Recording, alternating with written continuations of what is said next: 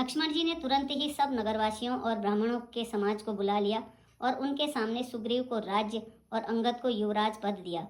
हे पार्वती, जगत में श्री राम जी के समान हित करने वाला गुरु, पिता, माता, बंधु और स्वामी कोई नहीं है। देवता, मनुष्य और मुनि सबकी यह रीति है कि स्वार्थ के लिए ही सब प्रीति करते हैं।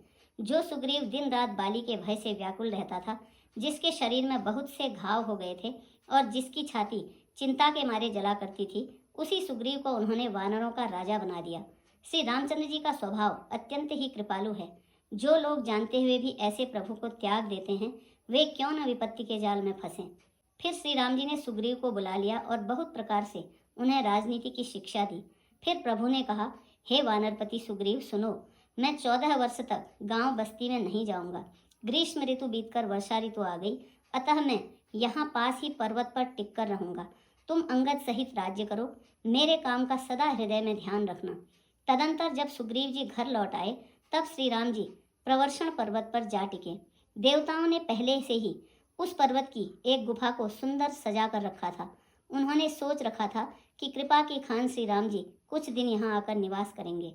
सुंदर वन फूला हुआ अत्यंत सुशोभित है। मधु के लोभ से भौरों के समूह गुंजार कर रहे हैं।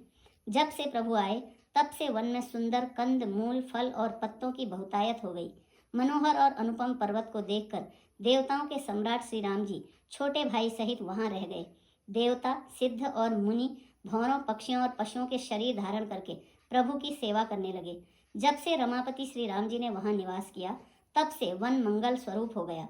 सुंदर स्फटिक मणि की एक अत्यंत उज्ज्वल शिला है, उस पर दोनों भाई सुखपूर्वक विराजमान हैं। श्री राम जी छोटे भाई लक्ष्मण जी से भक्ति, वैराग्य, राजनीति और ज्ञान की अनेकों कथाएं कहते हैं। वर्षा काल में आकाश में छाए हुए बादल गरजते हुए बहुत ही सुहावने लगते हैं। श्री राम जी कहने लगे, हे लक्ष्मण, देखो, मोरों के झुंड बादलों को देखकर नाच रहे हैं, जैसे वैराग्य में अनुरक्त गृहस्थ किसी विष्णु भक्त को देखकर हर्षित होते हैं। आकाश में बादल घुमड़ घुमड़ कर घोर गर्जना कर रहे हैं। प्रिया सीता जी के बिना मेरा मन डर रहा है।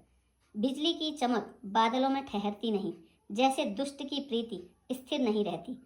बादल पृथ्वी के समीप आकर नीचे उतरकर बरस रहे हैं, जैसे विद्या पाकर विद्वान नम्र हो जाते हैं।